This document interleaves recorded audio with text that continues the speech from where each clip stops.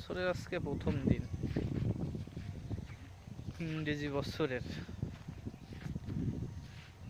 আর ইংরেজি বছরের প্রথম দিন আর একটু ভারত ভ্রমণ করব না, তাই তো কখনো হয় না। হে এভরিওয়ান, আসসালামু আলাইকুম।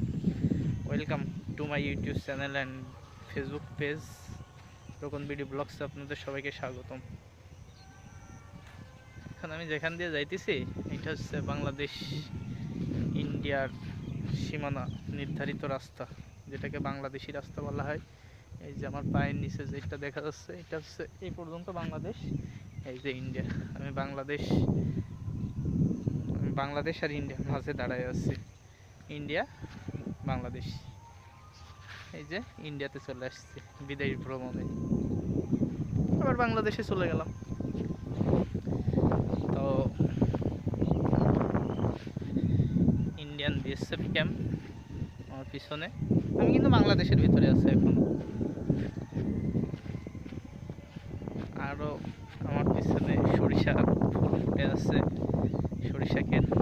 চলেন ওখান থেকে ঘুরে আসি। চলে আসছি সরিষা ফুলের ভিতরে, যেটা বর্তমান বাংলাদেশের মেয়েদের সব থেকে পছন্দনীয় ফুল। আর এখানে ছবি তুলে তুলে মেয়েরা সবসময় তাদের ফেসবুক প্রোফাইলে কিংবা ফেসবুকে আপলোড দেয়। আরও অনেকগুলো আছে, চলেন আরও দেখাচ্ছি। বছরের প্রথম দিন বলে কথা, আর একটু বিদেশ ভ্রমণ করবো না তা তো কখনো হয় না। বাড়ির পাশে যখন বিদেশ আছে তাহলে যাইতে ভিসা পাসপোর্ট কিছুই লাগে না, তাহলে বিদেশ কেন ভ্রমণ করব না? যতই শত্রু রাষ্ট্র হোক তারপরেও তো তারা আমাদের বন্ধু। 71 সালে বাস দিতে তো তারা কম করে নাই, আমাদের ভাই থেকে আমাদের আলাদা করে দিয়েছে। সো কিছু কিছু মানুষ বিভেদ পুষে রাখতে চাই, কিন্তু আমরা তো এখন তো অনেক বুঝমান, এখন এডুকেটেড পারসন। আমরা তো সেই বিভেদ পুষে রাখবো না। আমরা পাকিস্তানের সাথে, আমাদের ভাইদের সাথে আমরা মিল করে ফেলছি। সো ভারত আমাদের শত্রুই থেকে গেল।